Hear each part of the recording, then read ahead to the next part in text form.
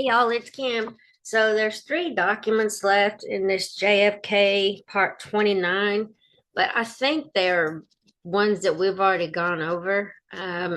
Pretty much, and it's an explanation of some of the AM trunk and AM cape.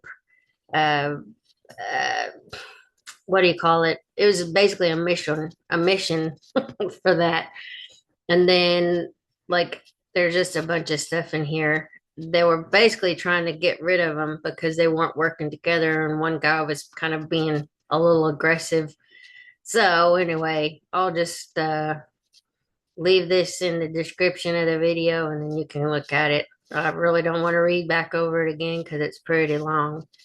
And then this is the same thing, this AM Leo 3, Jose Ricardo Rebel. We've already looked at his name.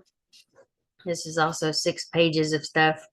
Um, anyway, I know some of these are documents that are duplicated, but this one is a memorandum. It says subject estimate of damage which could accrue to CIA Miami through prosecution of the Rolando Masferrer Haitian invasion group.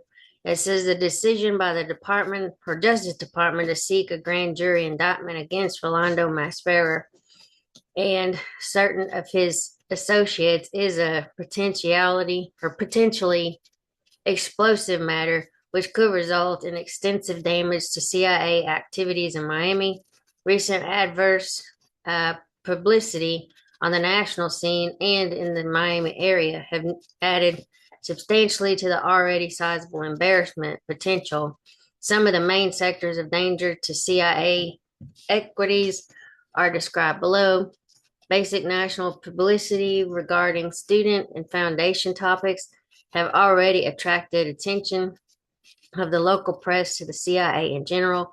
Usually, any reference to CIA covert activities leads the press to check files for references to any such activities locally. However, before this action could be taken, the story regarding the Pan American Foundation and the University of Miami broke, and the press immediately concentrated on this topic. The CIA chief of station learned through personal press contacts that this was partly a matter of luck and partly because of too friendly and cooperative attitude of those press contacts.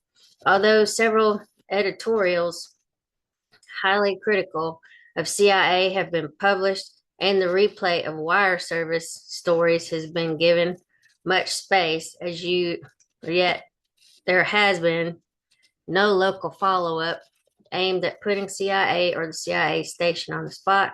However, the situation remains delicate since even with much goodwill, local newsmen cannot afford to let themselves be scooped by outsiders concerning stories in their own backyard. Any news story, such as the 22nd of February story in World Journal Tribune on suspected CIA connection with recruitment of Cuban pilots for the Congo, the possible result of inquiry made on 21st of February by 3 students connected with the University of Miami newspaper, The Hurricane, or further revelations concerning the Pan American Foundation could easily trigger publicity with an inevitable focus on the South Campus of the University of Miami and on the Miami station cover firm. As has been the case for the past 6 years, I think this is Dr. Henry King Stanford, a president, and Dr. Eugene, or I don't know, vice president and treasurer of the University of Miami, have extended their fullest cooperation concerning the Miami station and overall CIA interests, and it is anticipated they will continue to do so. However, we believe there is a practical limit to the amount of pressure they could stand from their trustees and from certain public quarters if there is a flood of publicity regarding CIA activities allegedly centered in or controlled from the 10th Technical Enterprises, Inc., or its accused successor, the Melmer Corporation.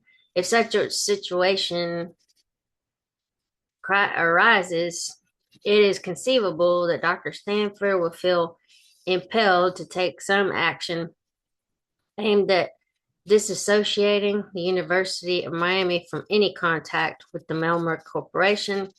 Since the Melmer Corporation is ostensibly the tenant of the University of Miami, although on federal property, the resulting action might involve a request for the termination of the tenancy agreement. Even if the above circumstances did not exist, we would remain concerned regarding the possible effects of the prosecution of the Mass Farer Group. Although no station agents or persons with whom the Miami station has contractual arrangements are among the persons arrested or those who will be prosecuted, it will be very easy for the defense to drag CIA Miami into the case. The defense has only to obtain testimony, true or perjured, from one of the defendants, or to summon as defense witness one or more disaffected former agents of the CIA station in order to begin a chain reaction surfacing much detail and rumor concerning CIA operations against the Cuban target. Given the sizable reduction of infiltration and covert action agents during the past year, a general feeling of frustration and lack of support for Cuban freedom attributed to passive U.S. policy and reduction in CIA support in all sectors. The long standing embassy, I think that's what that says, of certain exile circles against U.S. government,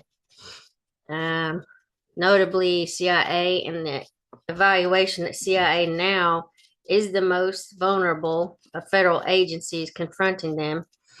Exiles will be tempted to see an attack against CIA as accomplishing several purposes. That is, gaining acquittal, blackening CIA, I think is what it says, and exerting pressure on the U.S. government for a policy change. And that's secret. Okay, so anyway, I'll put these three in the description, and then you can look at it and see if you can. I think I've read well, at least those other two about those different characters. But anyway, I will talk to y'all later. Have a good day. Bye.